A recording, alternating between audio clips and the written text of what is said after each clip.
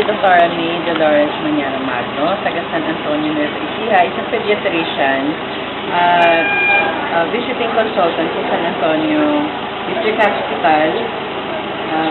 Kasi na rin po sa mga pribadong hospital dito po sa kalapit na ng San Antonio. Okay. Ma'am, bilang pong resource person po ng ating mother's class, ano po ang mga laman ng mga pinag-uusapan doon, bawat klase? Una po sa lahat, nagpapasalamat ako dahil inimbitan nila ako para maging isang lecturer or source speaker sa mother's class.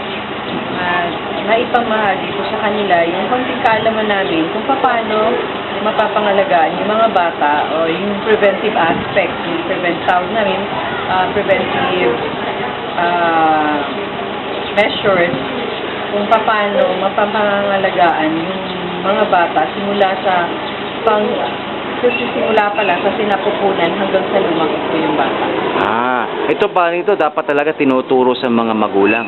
Hindi ito nakukuha by nature, yung parang kapakapalang, ganon. Hindi po. Kasi kung meron kami po sa Philippine Pediatric Society, meron kami sinasawag na pamamaraan kung paano babantayan at imo-monitor sa mga kabataan para ma-detect mo agad kung may problema yung mga bata.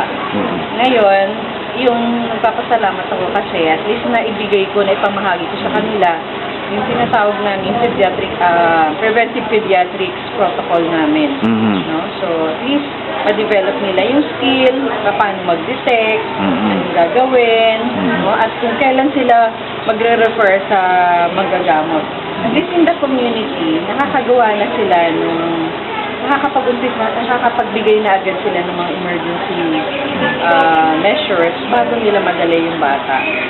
So, sila na unang rescuer?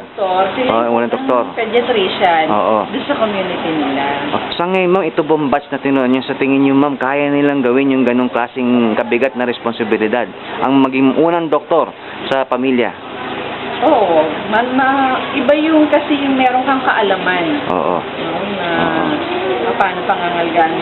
Maliban sa papakainin mo, paliliguan, papag-aralin yung bata, at least alam mo rin kung paano palalaki yung malusog. Malayo sa sakit yung Ma'am, bigyan niyo lang po ako ng limang klaseng mabibigat na karamdaman na hinaharap ng mga bata o hinaharap ng mga pamilya. O dito, sa mga kung encounter ko ng mga sitwasyon, ng unang-una yung pagtatae, pulmonya, yung mga malnutrition, lalo-lalo na yung may mga iron deficiency anemia, at pati po yung mga tinatawag namin primary complex. Primary complex. Ma'am, so ngayon, maganda po bang mamuhunan ng pamilya sa pagpapatingin sa mga bata? Oo. Pag nagpapatingin ka, eto nga actually meron kaming partner na obstetrician. May partner ako obstetrician lecturer din. Dahil ang bago dapat dumating sa pediatrician, habang nasa tiyan pa lamang yung bata, partner na ang OB, tsaka yung pediatrician sa pangangalaga. Para pag once na lumabas yung bata, healthy na agad yung bata. At tutuloy na lang yung pangangalaga. Ma'am, parang sinasabi niyo na isang grupo pala dapat magpalaki ng bata. Marami palang involved ng mga tao. Maraming involved na tao at hindi lamang I see. Ngayon, ma'am, meron ba kayong panawagan sa mga kapwa natin, mga physician, na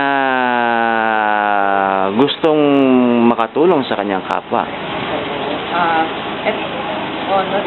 Bilang isang private practitioner, nananawagan din ako sa ibang mga kapwa ko private practitioner to contribute, to contribute their time and a little effort, sacrifice a little from their private practice, and share it to the community. I see. Ma'am, kung sakasakali ma'am may mag-i-inquire tungkol sa mother class o sa mga sakit na mga bata, saan kayo pwedeng makontak? Ako po ay nagpa-practice. May clinic po ako dito sa San Antonio, sa Barangay TQ, sa umaga. At paghapon naman po sa Cabio General Hospital. Kabyo dyan. Ma'am, may telepono na ba pwedeng tawagan? Opo, 044-975-056. Okay. Ma'am, maraming salamat sa oras.